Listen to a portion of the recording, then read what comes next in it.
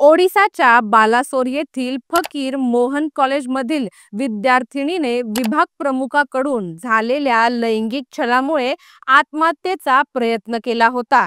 तिचा उपचारादरम्यान मृत्यू झाला आहे. या प्रकरणी संबंधित तरुणीने प्रशासनाकडे मदतीची विनंती केली होती. सोशल मीडियावरही तिने हा मुद्दा उपस्थित केला होता, पण तिच्या तक्रारीची दखलच घेतली गेली नाही.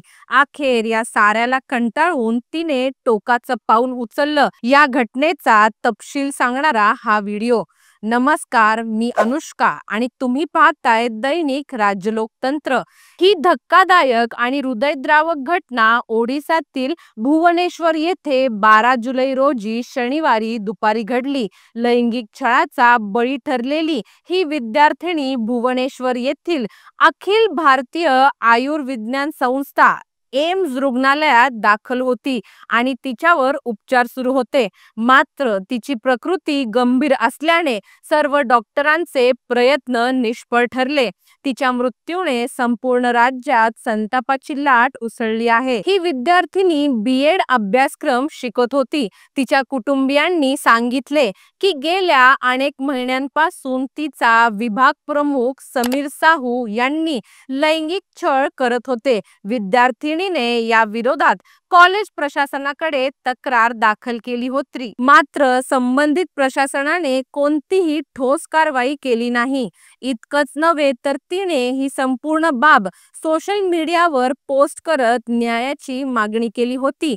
पोस्टमध्ये तिने अनेक वरिष्ठ शासकीय अधिकाऱ्यांना टॅग करून मदतीची विनंती केली होती, पण तरीही तिची दखल घेतली गेली नाही. ही अत्यंत गंभीर बाब आहे. या छळाचा विद्यार्थिनीच्या मानसिक आरोग्यावर गंभीर परिणाम झाला होता. तिच्या वर्गातील एका विद्यार्थिनीने सांगितलं की विद्यार्थिनी सतत अस्वस्थ असायची. अभ्यासावर तिचं लक्ष लागत नव्हतं. इतकंच नाही तर तिचा मानसिक छळ करत तिला काही विषयांमध्ये मुद्दाम नापास करण्यात आलं. तसेच हजेरी कमी दाखवून परीक्षेला बसण्यापासूनही रोखण्यात आलं. हे सर्व प्रकार तिच्या आत्मसन्मानाला ठेच देणारे आणि तिच्या भविष्यावर घात करणारे होते. विद्यार्थिनीने तक्रार केल्यानंतर कॉलेज प्रशासनाने एक चौकशी समिती नेमली. मात्र तिच्या आजोबांनी माध्यमांशी बोलताना सांगितलं की या समितीने आपला अहवाल पूर्णपणे एकतर्फी तयार केला होता. लैंगिक छळाच्या घटनांचा उल्लेख न करता प्रकरण दडपण्याचा प्रयत्न झाला. या प्रकरणात कॉलेजचे अध्यक्ष, प्राचार्य आणि एचओडी समीर साहू यांच्यावर निष्काळजीपणाचा आरोप झाला आहे. सरकारने लगेचच संबंधित तिघांनाही निलंबित केलं असून समीर साहू यांना पोलिसांनी अटक केली आहे. ओडिसाचे मुख्यमंत्री मोहन चरण मांझी यांनी स्वतः एम्स रुग्णालयात जाऊन डॉक्टरांशी चर्चा केली. त्यांनी सांगितलं की विद्यार्थिनीवर अतिशय गंभीर स्थितीत उपचार सुरू होते आणि तिचे अवयव, विशेषतः किडनी अत्यंत खराब स्थितीत होती. डॉक्टरांच्या एका तज्ञ टीमकडून तिचे प्राण वाचवण्यासाठी प्रयत्न करण्यात आले. गरज भासल्यास तिला एअरलिफ्ट करून दिल्ली एम्सला हलवण्याची तयारीही करण्यात आली होती, परंतु तिचा जीव वाचवण्यात यश आलं नाही.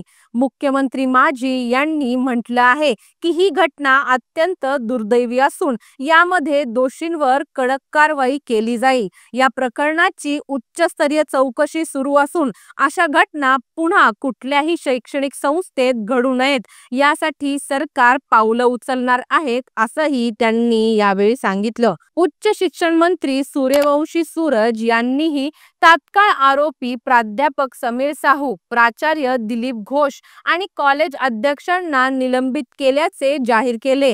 त्यांनी असंही स्पष्ट केलं की विद्यार्थिनीने तक्रार केल्यानंतरही कॉलेज प्रशासनाने ही बाब सरकारपर्यंत पोहोचवली नव्हती. हे ही गंभीर बाब आहे. या घटनेनंतर भुवनेश्वरमध्ये काँग्रेस आणि बिजू जनता दलाच्या कार्यकर्त्यांनी आंदोलनं केली. त्यांनी पीडितेला न्याय मिळावा यासाठी जोरदार मागणी केली। विद्यार्थिनीच्या मृत्यूनंतर संपूर्ण राज्यात संतापाची भावना आहे। अनेक सामाजिक कार्यकर्त्यांनी, महिला संघटनांनी आणि विद्यार्थिनींच्या समर्थनार्थ मोर्चे काढले। बालसोरचे पोलीस अधीक्षक राजप्रसाद यांनी सांगितलं की प्रकरणाची चौकशी करण्यासाठी एक विशेष तपास पथक SIT स्थापन करण्यात आली आहे। या पथकात फॉरेन्सिक तज्ञांचाही समावेश आहे। तपासाची जबाबदारी DSP स्तराच्या अधिकाऱ्याकडे देण्यात आली आहे। कॉलेजमधील अंतर्गत चौकशी समितीने कसा अहवाल दिला, त्यात कोणती माहिती दडपली गेली याचीही चौकशी होणार आहे। या संपूर्ण प्रकरणामुळे ओडिसातील शिक्षण व्यवस्थेतील त्रुटी आणि प्रशासकीय निष्काळजीपणा पुन्हा समोर आला आहे। विद्यार्थिनीच्या मृत्यूमुळे संपूर्ण राज्यात प्रचंड संताप आहे आणि यामुळे लैंगिक छळाविरुद्ध कठोर पावलं उचलण्याची आवश्यकता अधोरेखित झाली आहे।